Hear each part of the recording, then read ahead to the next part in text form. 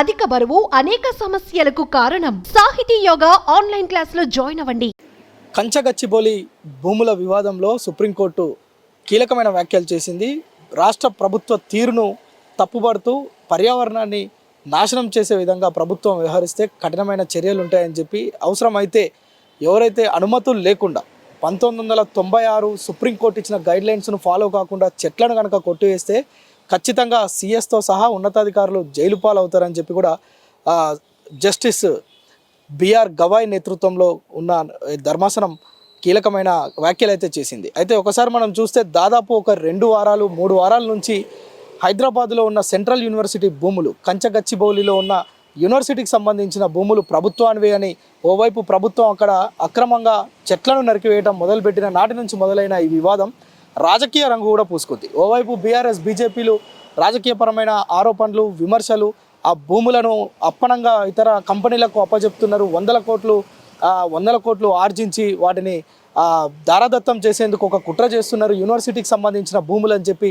అనేకమైన ఆరోపణలు చేసిన నేతృత్వంలో సుప్రీంకోర్టు ధర్మాసనం కూడా దానిపైన ఎంక్వైరీ చేసింది. ఎంక్వైరీ చేసిన ఆ యొక్క కమిటీ ఏదైతే ఉందో ఒక కీలకమైన నిర్ణయాలు అయితే తీసుకుంది. అంటే ఏదైతే గచ్చిబౌలిలో ఉన్న ఆ యొక్క హెచ్సియు భూముల వివాదానికి సంబంధించి ఎవరైనా ఆ భూములను అంటే 1996లో సుప్రీంకోర్టు గైడ్లైన్స్ అనుమతులు నిరాకరించి లేదంటే వాటిని పక్కన పెట్టి ఇష్టానుసారంగా కనుక వ్యవహరిస్తే కఠినమైన చర్యలు తీసుకుంటామని చెప్పి ఓవైపు హెచ్చరిస్తూనే 100 ఎకరాల్లో ఉన్న చెట్లను ఏ విధంగా పునరుద్ధరిస్తారంటూ ప్రభుత్వాన్ని ప్రశ్నించింది.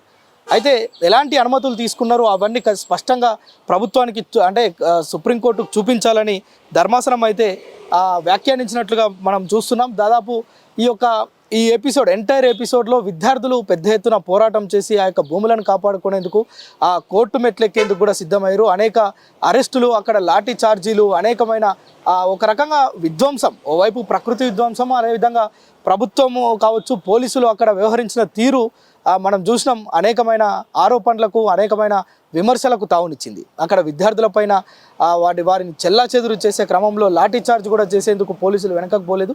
వీటన్నిటిపైన ఇప్పటికే జస్టిస్ గవాయ్ నేతృత్వంలో ఉన్న ధర్మాసనం ఇప్పటికే ఆ యొక్క యూనివర్సిటీ భూములకు వచ్చి భూముల మొత్తం కూడా ఆవరణ మొత్తం పరిశీలించి అక్కడ అసలు ఏం జరుగుతుంది, ఎన్ని ఎకరాల భూమి అంటే దాదాపు 400 ఎకరాల భూమిని ప్రభుత్వం 10,000 కోట్ల రూపాయలకు వాటిని మార్టిగేజ్ చేసేందుకు కుట్ర చేసిందని కూడా అనేకమైన ఆరోపణలు ఉన్నాయి. సో ఈ నేతృత్వంలోనే ప్రభుత్వం పైన సుప్రీంకోర్టు చేసిన ఈ వ్యాఖ్యలు కీలక పరిణామం అయితే చోటు చేసుకుందామని చెప్పొచ్చు.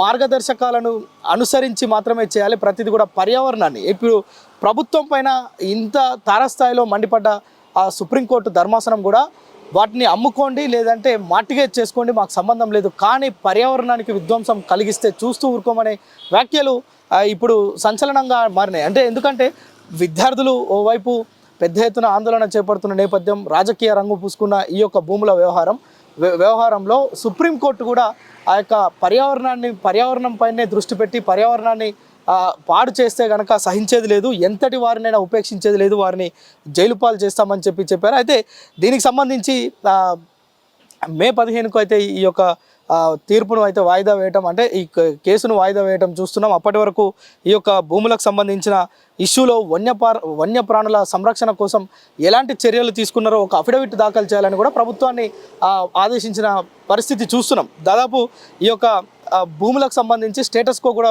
విధించాలి.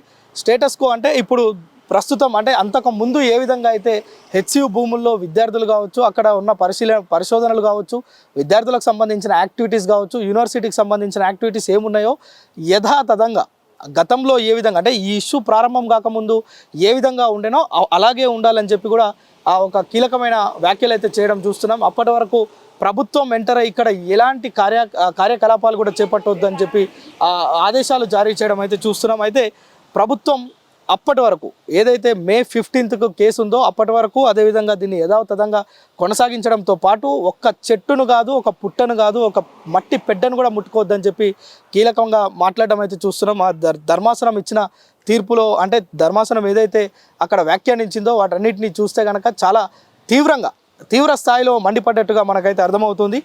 ఒకవేళ పర్యావరణ విషయంలో ఒక్క వెనుకడుగు వేసేదే లేదని మాత్రం స్పష్టం చేసింది. ఎందుకంటే ఈ విధ్వంసం అంతా దాదాపు 400 ఎకరాలు దీనికి సంబంధించిన మనం చూసాం మొన్నటి వరకు జరిగిన రాజకీయ ఈ యొక్క ఆరోపణలు ప్రత్యారోపణలలో చాలామంది ఏఐ తోటి వీడియోలు తయారు చేసి వాటిని బయటికి పంపిస్తే వాటిపైన దేశ ప్రధాని నరేంద్ర మోడీ స్పందించడం కూడా మనం చూస్తున్నాం. అయితే అవన్నీ మొత్తం కూడా ఏఐతో తయారు చేసిన వీడియోస్గా లేదంటే మార్ఫింగ్ చేసిన వీడియోస్గా వాటిని రాష్ట్ర ప్రభుత్వం కోర్టుకు చూపించే ప్రయత్నం అయితే చేసింది. అయితే రాష్ట్ర ప్రభుత్వం తరపున ఉన్న న్యాయవాదులు కూడా ప్రభుత్వానికి అంటే ఏదైతే అనుమతుల ప్రకారమే అక్కడ ఈ యొక్క పనులు అయితే ప్రారంభించామని చెప్పి చెప్తున్న పరిస్థితి అయితే ఉంది. అయితే 10,000 కోట్లకు సంబంధించిన ఇష్యూ కూడా కోర్టు దృష్టికి తీసుకెళ్లారు.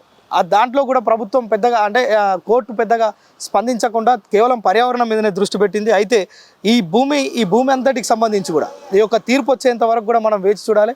ఇప్పటికే ఈ యొక్క వివాదం దాదాపు కేవలం ఆ గోడల మధ్య యూనివర్సిటీ గోడల మధ్య జరిగిన ఈ తతంగం ఈరోజు దేశవ్యాప్తంగా కూడా ఒక సంచలనం రేకెత్తించిందని చెప్పవచ్చు.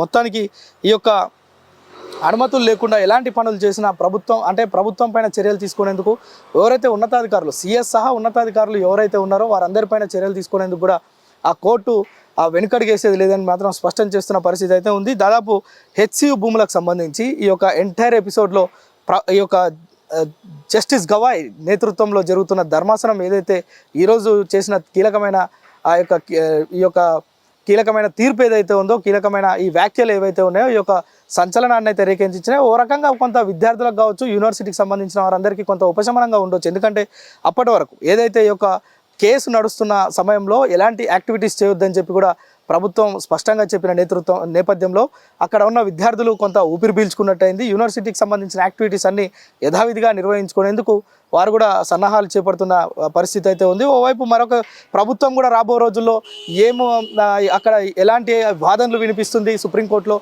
జస్టిస్ గవాయ్ నేతృత్వానికి ఆ ధర్మాసనానికి ఎలాంటి వారి దగ్గర ఉన్న ఎవిడెన్సెస్ కావచ్చు 1996కు సంబంధించిన ఆ యొక్క అప్పుడు వచ్చిన తీర్పుకు సంబంధించి అప్పుడు వచ్చిన గైడ్లైన్స్కి సంబంధించి ప్రభుత్వం ఎలాంటి అనుమతులు తీసుకుంది ఏ యొక్క చట్టం ప్రకారం లేకుంటే వీరికున్న వెసులుబాటు ఏంటి అనేది కూడా ప్రభుత్వం ఏం చూపిస్తుంది ప్రభుత్వం తరపున న్యాయవాదులు ఏం వాదనలు వినిపిస్తారనేది వేచి చూడాలి. మొత్తానికైతే ఈ కేసు మే 15th వరకు అయితే దీన్ని వాయిదా వేయడం చూస్తున్నాం. ఆ తర్వాత దీని దగ్గర పరిణామాలు ఎలా ఉంటాయి మళ్ళీ ఇది రాజకీయ రంగు పూనుకొని అలాగే వెళ్తుందా లేదంటే ఇక్కడితోటి ఈ యొక్క వివాదం సద్దుమణుగుతుందా విద్యార్థులకు అక్కడ ఎలాంటి ఇబ్బందులు లేకుండా తరగతులు నిర్వహించే పరిస్థితి ఉంటుందా అనేది మాత్రం వేచి చూడాల్సిన పరిస్థితి ఉంది.